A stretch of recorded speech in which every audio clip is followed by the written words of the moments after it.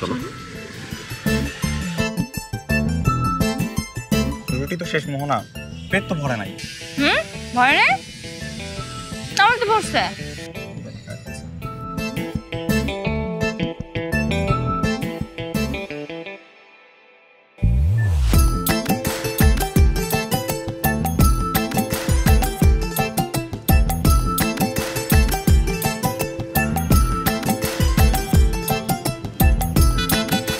ওই যে তোমার মেয়ের সংসার।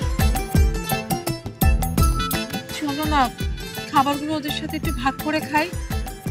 ওদেরকে এভাবে দেখে আমার খুব খুব কষ্ট হচ্ছে।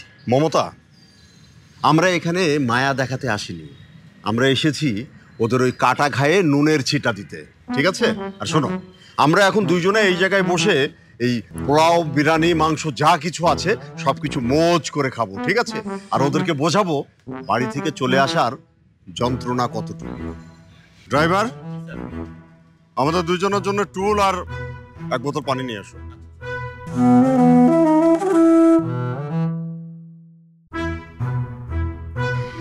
যাচ্ছে কষ্টে। এই দেখো, আমার শ্বশুর শাশুড়ি আসছে, আমি গিয়ে সালাম করে আসি। এই খবরদার না, ওরা কি তোমার জন্য আসছে না তোমাকে মেনে নিছে? যেদিন তোমাকে মেনে নিবে সেদিন যে সালাম করো। আরে ওনারা বোধহয় আমাদের জন্যই আসছে, মেনে নেওয়ার জন্যই আসছে। তুমি আমার বাবাকে চিনো না, আমার বাবা ভাঙবে তবু মচকাবে না, নিশ্চিত অন্য কোনো ফোন দিয়ে আছে। দাও দাও তো দাও, খাবারগুলো আমাকে দাও।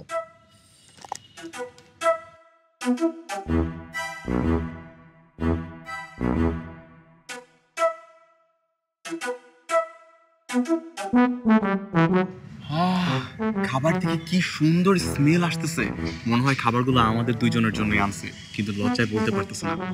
একটা কাজ করি, আমি ওখানে গিয়ে কিছুক্ষণ একটু ঘোরাঘুরি করি, তাইলে আমাদেরকে দিয়ে দিবে।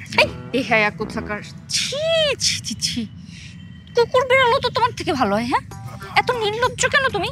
জীবনে পোলাও বিরিয়ানি কোনোদিন খাও নাই? আরে খাইছি তো, কিন্তু একটু আগে একটা রুটি খাইছি না, একটা তো না, তাও হাফ হাফ। ক্ষুধা লাগছে অনেক বেশি, ক্ষুধা তো যেতেছে না। আচ্ছা থাক, খাবো না, আমি না খেয়ে থাকতে পারি, অভ্যাস আছে। ড্রাইভার। জি স্যার। দেখো তো আশেপাশে গরিব অসহায় কেউ আছে কিনা, থাকলে ডাকতে পারো, কারণ আমরা আবার একলা একলা খাইতে পারি না, সবাইকে দিয়ে খেতে পছন্দ করি। জি স্যার, বুঝছি। হ্যাঁ, এভাবে কথা বলছে কেন? হ্যাঁ, খেতে বসেছে, খাও না কেন? ওদের এভাবে কষ্ট দিয়ে কি লাভ বলো তো? মমতা, এত আবেগ দেখিয়ে লাভ নাই। আমি জানতাম এমনই হবে, ঠিক আছে?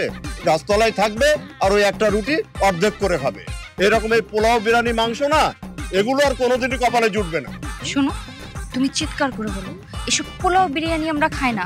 আমরা প্রকৃতির মাঝে বসবাস করি, আমরা প্রাকৃতিক খাবার খাই, ফলমূল খাই, শাকসবজি খাই, যা আমাদের শরীরে এনার্জি দেয়। বলো।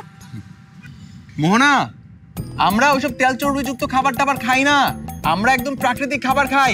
তবে কেউ যদি আমাদেরকে সাধে, তাই আমরা খাবো। এই দেহা নাকি তুমি? হ্যাঁ, তোমার এটা বলতে বলছি? কখন বলছি সাদলে খাবা? বলো সাদলে খাবা না? আমরা সাধলেও খাবো না। জানো মতি মিয়া, কখন বলে যে ভালো মন্দ খাবার খাবো না জানো? যখন ওই ভালো মন্দ খাবার খাওয়ার মতো সামর্থ্য থাকে না।